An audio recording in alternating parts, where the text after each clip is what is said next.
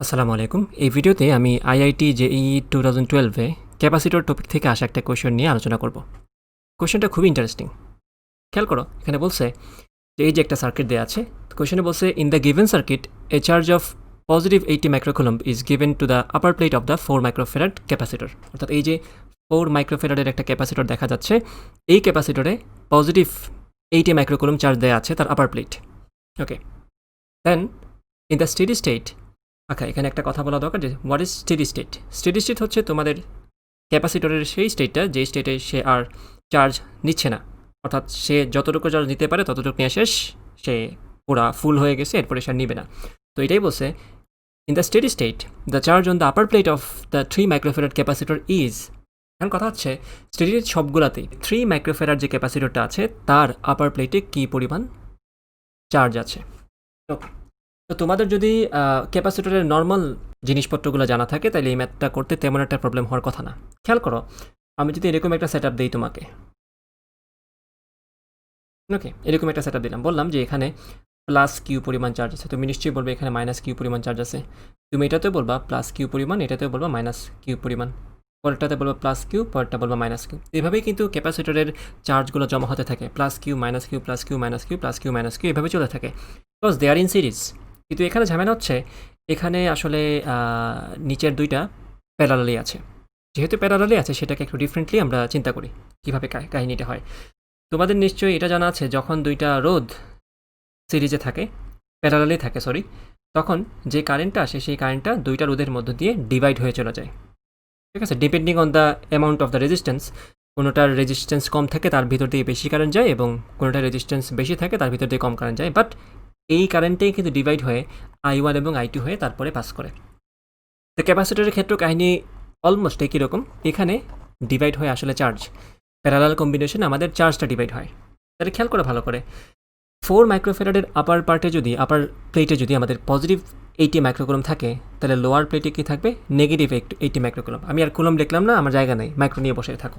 আচ্ছা, তো এখন এই যে মাইনাস 80 মাইক্রোকুলম, একটু চিন্তা করে দেখো তো, মনে মনে কল্পনা করে দেখো তো, এই জায়গায় যদি একটা ক্যাপাসিটর থাকতো তার আপার প্লেটে কী থাকতো, এখানে তো নেগেটিভ মাইক্রোকুলম, তাহলে 80 মাইক্রোকুলম, তো এখানে পজিটিভ 80 মাইক্রোকুলম থাকতো, বাট আনফর্চুনেটলি এখানে দুইটা ক্যাপাসিটর চলে আসছে। তো কী হবে, এই পজিটিভ 80 মাইক্রোকুলমটাই দুইটা ক্যাপাসিটরে ভাগ হয়ে যাবে ডিপেন্ডিং অন দ্যার ক্যাপাসিটেন্স।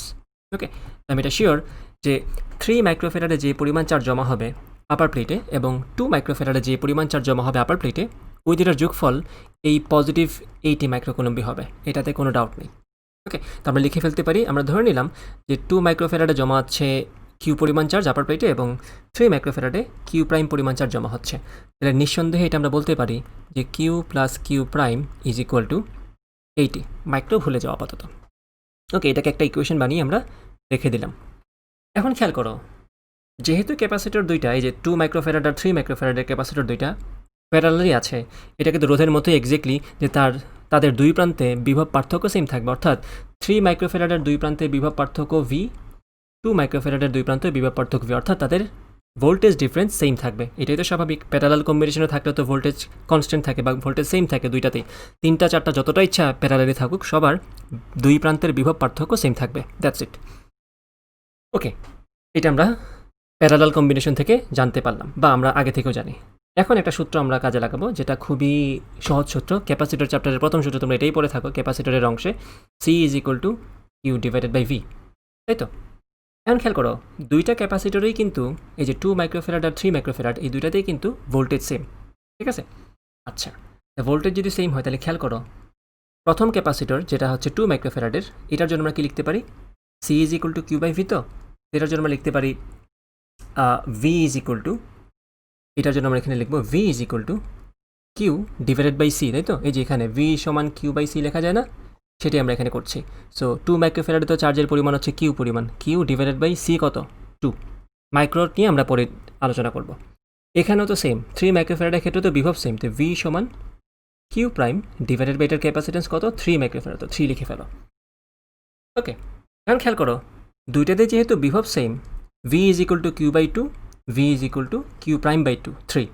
ওকে, তাহলে নিশ্চয়ই এটা লেখা যায় যে Q divided by 2 is equal to Q prime divided by 3, নিশ্চয়ই লেখা যায়। তাহলে এখানে কিন্তু আমরা কিউ এবং কিউ প্রাইমের মধ্যে দুইটা রিলেশন পেয়ে গেলাম। এই হচ্ছে একটা রিলেশন ইকুয়েশন 1, এই হচ্ছে একটা রিলেশন ইকুয়েশন 2।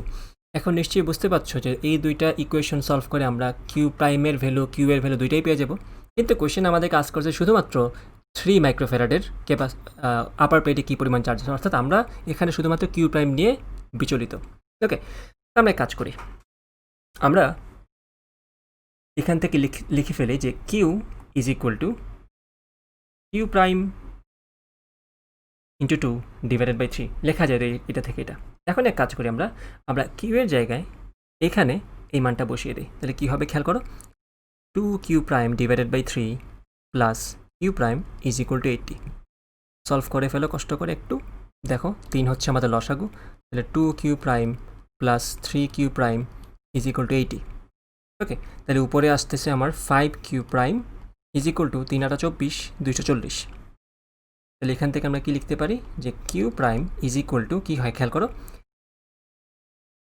4 5 20 40 5 8 40। ওকে, তো দ্যাটস ইট, আমাদের আনসার আসবে 48 মাইক্রোকুলম্ব।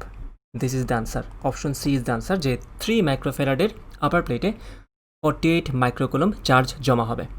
আশা করি সলিউশনটা বুঝতে পেরেছ।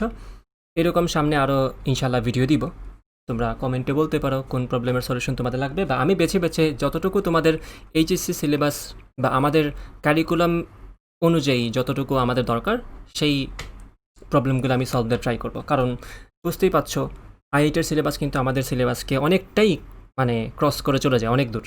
তো সেই ক্ষেত্রে সব ধরনের প্রবলেম যে আমার দিতে হবে বা সব ধরনের প্রবলেম তোমার দরকার, ব্যাপারটা এরকম না। যতটুকু আমরা আমাদের এইচএসসির সিলেবাসের লেভেল থেকে বুঝতে পারি বা যতটুকু আমরা জাস্ট আমাদের স্কিল সেটগুলো টেস্ট করার জন্য যতটুকু দরকার হয় without creating any extra pressure, সেই ধরনের প্রবলেম আমি সলভ দেওয়ার ট্রাই করবো ইনশাল্লাহ।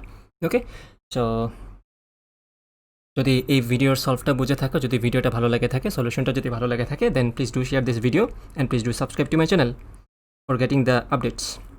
ওকে, আল্লাহ হাফিজ।